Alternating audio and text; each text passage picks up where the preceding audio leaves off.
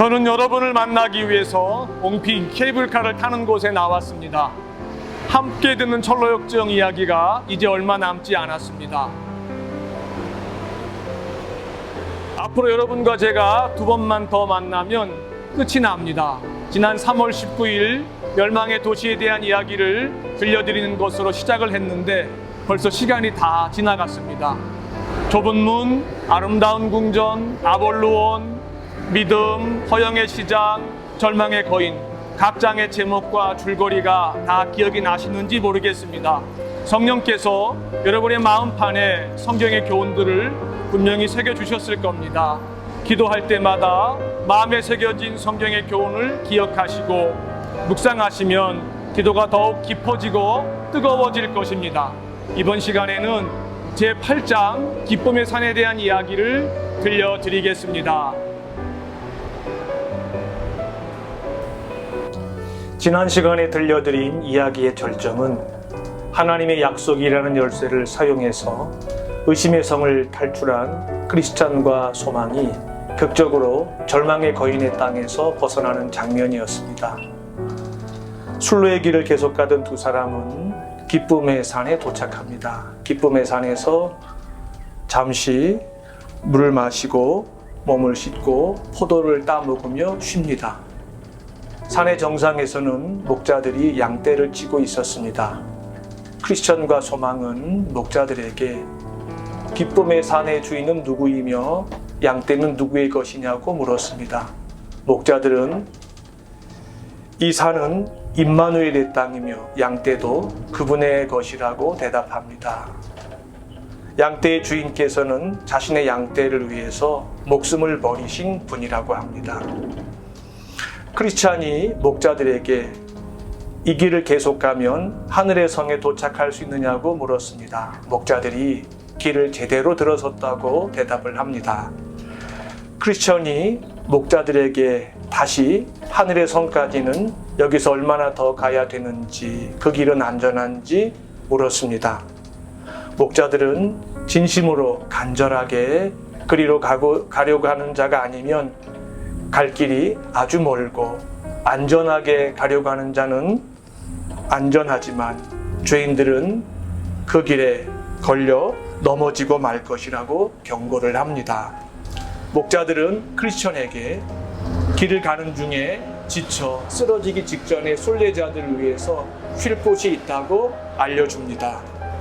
목자들은 크리스천 일행이 순례자임을 알아채고는 어디서 왔는지, 어쩌다 순례의 길에 들어섰는지, 그 길을 어떻게 참아냈는지 궁금하던 것을 물었습니다.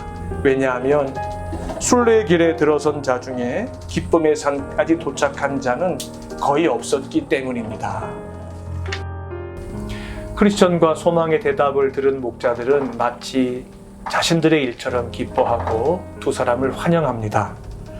크리스천과 소망 일행을 환영한 목자들의 이름은 지식과 경험과 주의와 성실이었습니다. 목자들은 크리스천 일행에게 이곳에서 잠시 쉬었다 가기를 권하며 음식을 대접하고 두 사람을 위로합니다. 목자들의 숙소에서 하룻밤을 묵게 된 크리스천과 소망은 다음날 아침 목자들과 함께 기쁨의 산을 오릅니다. 목자들은 산을 오르는 도중에 크리스천 일행에게 실수라고 하는 언덕으로 안내를 합니다. 실수라고 하는 언덕에서 아래를 내려다보았더니 산 꼭대기에서 떨어져서 산산조각난 시체들이 이곳저곳에 흩어져 있었습니다. 목자들의 말에 의하면 육체의 부활을 믿지 않는 후메네오와 빌레도를 따르다가 실족한 자들이라는 겁니다. 목자들은 두 사람을 경고라고 하는 언덕으로 안내를 합니다. 크리스천과 소망은 그 언덕 아래에서 앞을 보지 못하는 사람이 무덤 사이를 벗어나려고 하지만 끝내 벗어나지 못하는 비참한 광경을 목격하고 울었습니다. 목자들은 저들은 절망의 거인에게 두 눈을 뽑히는 바람에 저렇게 헤매고 있다고 대답을 합니다. 크리스찬과 소망은 아무 말 없이 서로의 얼굴을 쳐다보면서 그저 눈물만 흘렸습니다. 목자들은 크리스천과 소망에게 산 중턱에 있는 한문을 열어 보여주었습니다. 안에서는 불에 타는 듯한 소리와 고통을 당하는 사람의 비명과 유황 냄새가 났습니다. 크리스찬은 이들은 또 누구냐고 물었습니다. 목자들은 에서와 같이 망령된 자들, 다른 유다처럼 예수님을 배반한 자들, 복음을 비난한 자들, 성령을 속인 자들이라고 대답을 합니다. 저들도 겉으로 볼 때는 순례자들이었다는 겁니다. 하지만 저들의 길의 결국은 불과 유황이 꺼지지 않고 영원토록 활활 타오르는 지옥이었던 것입니다. 크리스천과 소망은 오직 주님에게만 순례의 길을 마칠 수 있는 능력을 구하자고 각각 다짐을 합니다.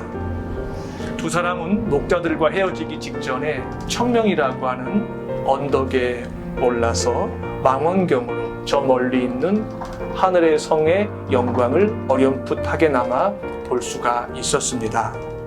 크리스천과 소망이 목자들과 헤어지기 직전에 목자들이 두 사람에게 순례에 꼭 필요한 지도를 건네주고 아첨꾼을 조심하고 마법의 땅에서는 결코 잠이 들어서는 안 된다고 주의를 주었습니다. 여러분은 기쁨의 산의 이야기를 들으시면서 무슨 생각을 하셨습니까? 여러분의 믿음의 여정은 지금 어디쯤인 것 같습니까? 혹시 여러분이 사랑하시는 이 가운데 잠시 순례의 길에서 벗어난 분은 없습니까? 크리스찬과 소망이 지금까지 순례를 계속할 수 있었던 것은 우리 주님께서 두 사람에게 끊임없이 베푸신 은혜의 결과라는 겁니다. 히브리서 기자의 고백처럼 주님께서는 사랑하시는 자가 믿음의 여정을 마칠 때까지 떠나지 않으시며 버리지 않으신다고 약속하십니다.